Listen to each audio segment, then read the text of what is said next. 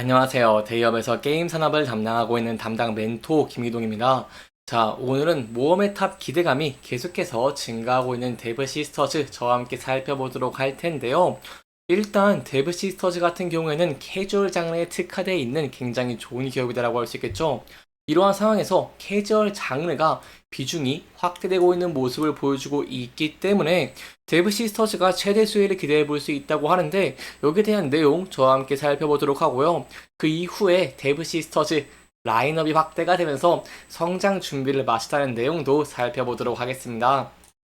이제 마지막으로 데브 시스터즈의 차트를 저와 함께 간단하게 지켜보실 텐데요.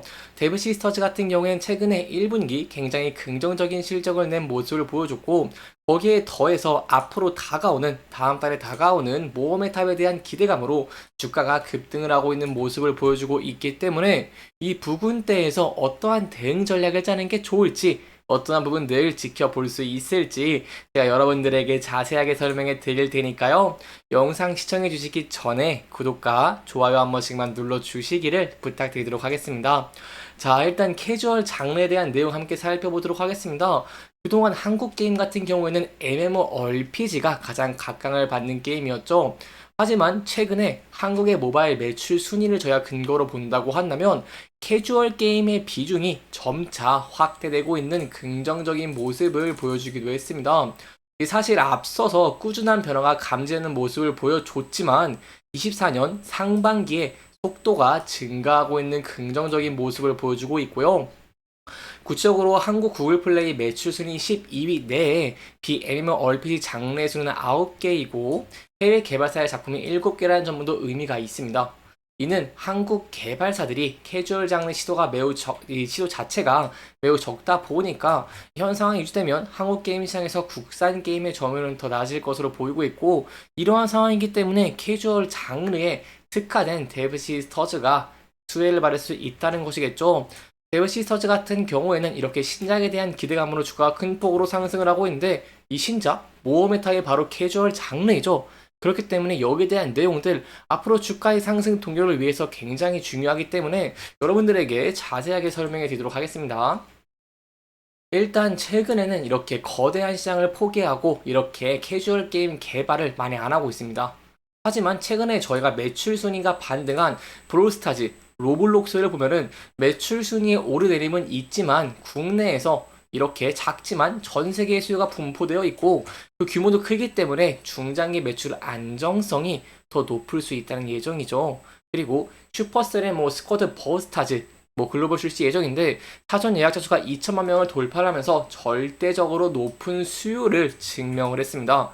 이러한 내용이 저희가 이 캐주얼 장르가 굉장히 중요하다는 반증이다라고 할 수 있겠습니다. 이 국내 모바일 게임 매출 순위를 보면 이렇게 로블록스 그리고 브롤스타즈 이렇게 함께 확인할 수 있죠. 그렇기 때문에 이러한 모험의 탑 기대감이 굉장히 크게 증가를 하고 있는 모습을 보여주고 있는데요. 데브 시스터즈 같은 경우에는 국내 개발사 중에 가장 영향력이 있는 캐주얼 IP를 보유하고 있죠. 특히 6월에 쿠키런 모험의 탑을 시작으로 실적의 폭발적 성장을 기대해 볼 수 있겠다라고 할 수 있겠습니다. 이 모험의 탑 최근에 사전 등록자 이렇게 100만 명을 돌파하면서 굉장히 긍정적인 모습을 보여주기도 했죠. 제가 이 모험의 탑 굉장히 기대하고 있는 이유가 바로 모바일 게임에서 흔하게 접할 수 없는 협동 액션 캐주얼 장르 게임이다라고 할 수 있겠고요. 앞서서 연초에 진행된 비공개 베타 테스트에서 이렇게 타격감이라던가 액션성 등 호평을 받은 긍정적인 모습을 보여줬기 때문입니다. 따라서 이런 모험의 탑 저희가 굉장히 지켜볼 필요가 있다라고 할 수 있겠는데요. 여기에 대한 근거는 이렇게 과거의 주가 사례를 좀 보면은 파악하기 쉬우실 것 같습니다. 국내의 게임사들의 사례를 저와 함께 지켜보시면 신작의 기대감으로 주가가 큰 폭으로 상승한 모습을 보여줬죠. 데브 시스터즈 같은 경우도 이와 같은 맥락이다라고 볼 수 있겠습니다. 그렇다면 이 부분대에서 저희가 중요하게 봐야 되는 부분들은 바로 이런 신작이 흥행을 할 수 있을지 여부입니다. 왜냐면 실제로 신작이 출시를 하고 기대했던 이런 성과가 부합을 하는지 안 하는지에 따라서 주가가 상승하거나 하락하는 경우가 좀 많이 많기 때문이죠. 따라서 여기에 대한 내용들 저와 함께 좀 지켜보시면 좋을 것 같습니다. 그리고 추가적으로 말씀을 드리고 싶은 게 데브 시스터즈 1분기에 굉장히 긍정적인 실적을 냈죠. 이렇게 긍정적인 실적을 낸 이유 바로 인건비와 마케팅비가 안정화가 됐기 때문입니다. 인건비와 마케팅비 그래프로 저와 함께 간단하게 지켜보시면 이렇게 마케팅비 같은 경우 데브시스터즈가 43억에서 27억으로 큰 폭으로 감소하는 긍정적인 모습을 보여주는데요.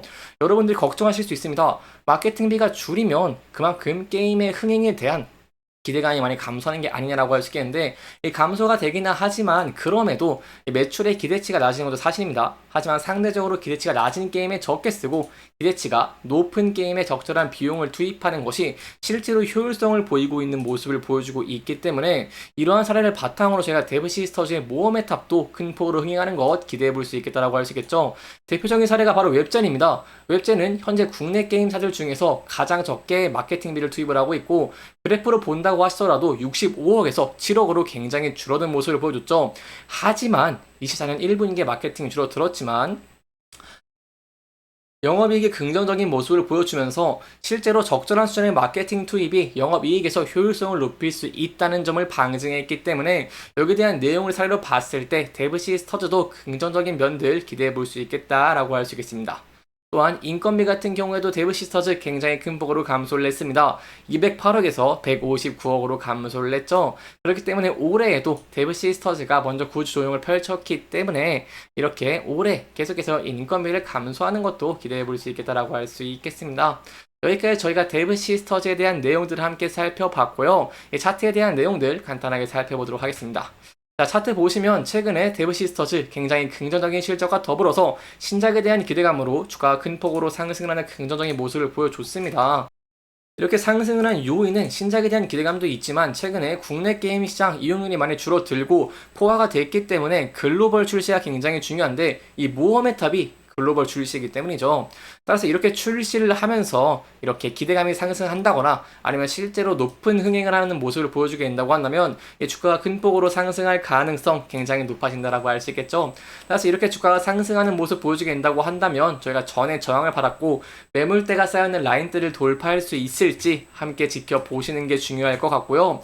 돌파 후에는 저희가 상대적으로 상방의 거래량, 이 매물대가 굉장히 적은 모습을 보여주고 있기 때문에 추가적으로 추세 상승을 이어갈 가능성도 높다는 부분 염두에 두시면 좋을 것 같습니다. 하지만 항상 리스크적인 측면 존재합니다. 신작이 흥행을 못할 수도 있고 매크로적인 변수에 노출될 가능성도 있기 때문에 만약에 이러한 부분 부각되면서 주가가 하락하는 모습 보여주게 된다고 한다면 전에 이렇게 지지와 저항을 받았던 라인대에서 지지받을 수 있을지 함께 지켜보시는 게 중요할 것 같고요. 그 이후에는 장기 이평선 60일선에서도 지지를 받을 수 있을지 함께 지켜보시는 게 중요할 것 같습니다. 이렇게 이번 영상은 데브시스터즈의 주가의 상승의 이유 그리고 앞으로 추가 상승 동력 확보를 위해서 어떠한 부분들을 지켜봐야 되는지에 대한 내용들 짚어보면서 진행을 했고요. 해당 영상은 개인적인 의견이 많이 들어갔기 때문에 투자자분들의 주관적인 생각과 해당 내용을 토대로 현명한 선택을 하시면 좋을 것 같습니다. 이렇게 영상 잘 보셨다면 좋아요와 구독 부탁드리면서 오늘 영상 마무리하도록 하겠습니다. 끝까지 시청해주셔서 감사합니다.